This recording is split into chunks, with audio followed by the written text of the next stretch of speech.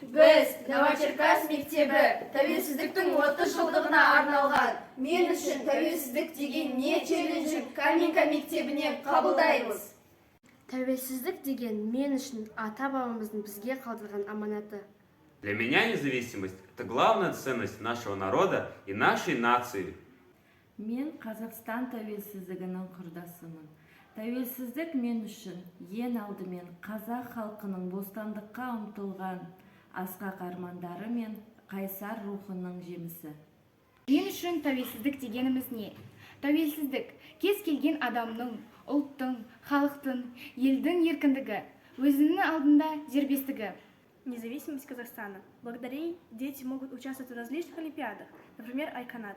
Это большая возможность всех детей построить свое будущее. Независимость Казахстана для меня – это счастье, это радость.